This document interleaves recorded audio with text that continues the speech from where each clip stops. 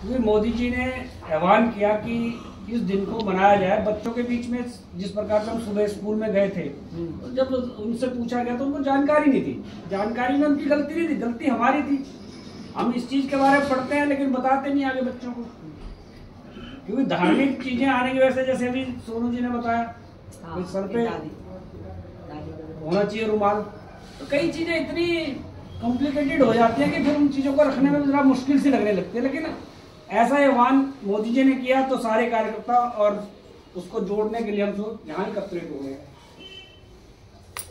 बंधुओं, बात क्या है कि इन चीजों से एक नई ऊर्जा हम लोगों में आती है। अगर हम पुरानी चीजें, जिस चीज को हम बड़ी आसान मानते हैं कि आज हम आजाद हैं और आजादी में जी रहे हैं, तो लेकिन उस आजादी के लिए कुर्बानियां किस प्रकार की दी गई है। अब अगर गुरु गोविंद सिंह जी के परिवार के बारे में हम बात करने लगते हैं तो हमें गर्व महसूस होता है कि ऐसा व्यक्ति जिसने खुद तो अपनी शहादत दी, लेकिन अपने बच्चे भी इस देश पे और अपने धर्म के लिए और हमारी रक्षा करने के लिए अपने बच्चे तक नौछावर कर दिए। और उन बच्चों की भी हिम्मत देखो कि 19 साल का बच्चा अजीत सिंह जो युद्ध में लड़ता है, उसको 34 घाव लगते हैं। 34 घाव लगने के बावजूद वो इतनी मुगल सेना को मारता है कि भाई वहां दहशत फैल जाती है मुगलों के अंदर। और उसका छोटा भाई है 14 साल का, उन दोनों की शहादत उस युद्ध में होती है। और ये युद्ध 21 दिसंबर से लेकर 25 दिसंबर तक चलता है। और लेकिन उन दोनों भाइयों ने उस सेना को इस प्रकार से रोक लिया कि वो गुरु गोविंद सिंह जी तक नहीं पहुंच पाए।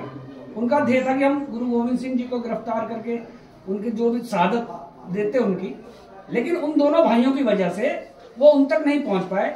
लेकिन इस सारे जो भागदौड़ चल रही थी, इसमें दो छोटे भाई उनके, जुझार सिंह और फतेह सिंह, जुझार सिंह जोरावर सिंह और जोरावर सिंह और फतेह सिंह, ये दोनों अपने पापा यानी गोविंद सिंह जी से बिछड़ गए और उन्हें पकड़ लिया वहां के नवाब ने। उनसे सिर्फ इतना कहा कि अपना धर्म बदल लो, आप अपना धर्म बदलने के लिए तैयार। लेकिन इतने छोटे बच्चे, 9 और 6 साल का बच्चा, और वो अपने धर्म के प्रति इतने पक्के थे कि उन्होंने धर्म बदलने से मना कर दिया। तो उन्होंने कहा इनको दीवार में चिनवा दो। तो दीवार में चिनवाते वक्त सोचा होगा उन्होंने कि अब तो बच्चे कम से कम मान जाएंगे, लेकिन तब भी वो अपने धर्म के प्रति इतने पक्के रहे कि उन्होंने धर्म परिवर्तन करने से बिल्कुल मना कर दिया।